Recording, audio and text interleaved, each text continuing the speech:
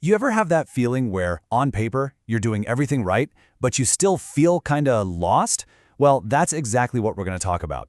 We're gonna dive into how you can find that inner compass and start building a life that doesn't just look good, but one that actually feels right. Deep down. This quote just says it all, doesn't it? You don't just wake up one morning and decide, hey, I'm gonna feel lost today. No way! It's not some big, sudden event. It's more like a slow drift. Just a series of tiny compromises we all make, right? For our careers, for our responsibilities. And it happens so slowly, so gradually, that we often don't even see it happening. So let's really dig into that idea of the slow drift. Why is it? Why can we chase all the right things, check all the boxes, and still end up feeling, well, strangely empty? Okay, this really breaks it down, right? On one side, you have the chase. This is all the stuff we're told to go after, the promotions, the job titles, just getting through the daily routines.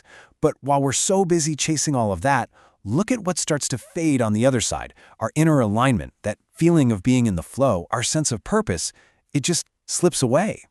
And I really want you to hear this next part, because it is absolutely crucial. If this feeling resonates with you, you have not failed. It's not failure, it's just disconnection. And you know what the great news is about a disconnection? It can be reconnected. The solution isn't to just chase harder or run faster. It's about turning inward. Okay, so how do we do that? What's the tool for turning inward? Well, it's what we're calling your inner compass, your core values. Think of it like your own personal GPS, a guidance system that's built right into you. And once you learn how to read it, it can steer you right back to where you need to be, back to a real sense of purpose. So what exactly are core values? Because, look, they're not just a bunch of nice-sounding words you'd put on a poster. No, they are the non-negotiable principles that define what a good life means to you. They're like these invisible filters working behind the scenes for every single decision you make, shaping every yes and every no. And just so you know, this isn't just some fluffy philosophical stuff. It's actually grounded in real psychology. Take cognitive dissonance theory. All that really means is that when our actions don't line up with our deep-seated beliefs, it creates actual mental stress. You know that uncomfortable, nagging feeling you get sometimes? That's what it is. So figuring out your values, it's not just a nice little exercise. It's a seriously practical tool for your mental well-being. All right, so you might be thinking, okay, I'm sold. But how do I actually find these values? Well, the cool thing is, they've been there all along. They're just kind of hidden in plain sight, right inside your own life story. So for this next part, we're going to put on our detective hats and start looking for clues. So, first clue. I want you to just take a second and think back over your life.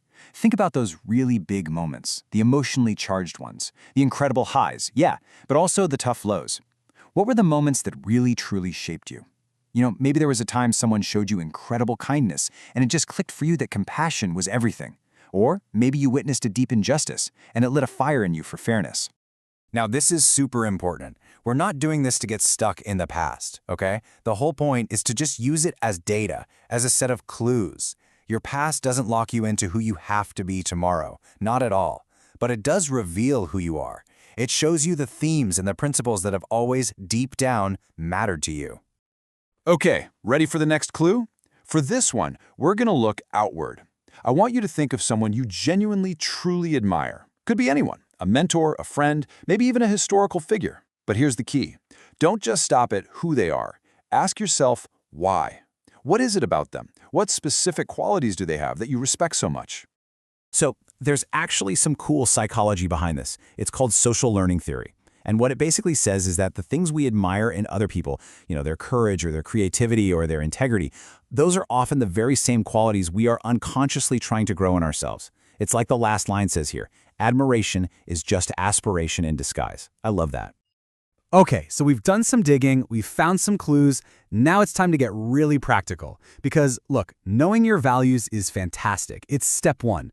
But the real magic? That happens when you turn those values from ideas into an actual daily system for living your life.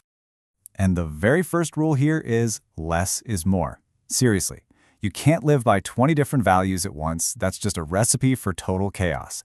The goal here is clarity, not a giant, complex list. So you're going to want to narrow it all down to just 4 to 6. These are your non-negotiables, your absolute core.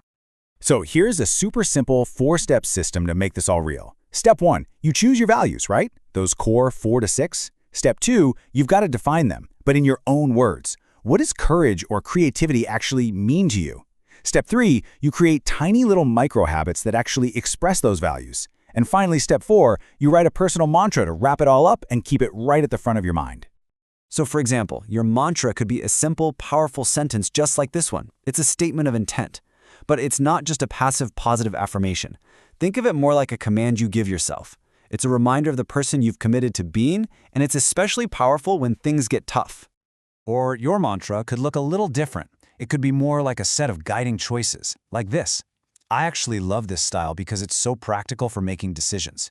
When you're at a crossroads, you can just ask yourself, okay, which path is purpose over pressure? Which one is growth over comfort? It makes the right choice so much clearer. Okay, this brings us to our final and maybe most important section, what it actually looks like to live a life of alignment. And the key thing to remember is that this isn't some finish line you cross. It's not a destination. It's a practice, something you commit to every single day. And look, it is so important to let go of being perfect with this. You are absolutely going to have days where your actions don't quite line up with your values. It's going to happen. The trick is to see that moment not as a failure, but as feedback. That's all it is.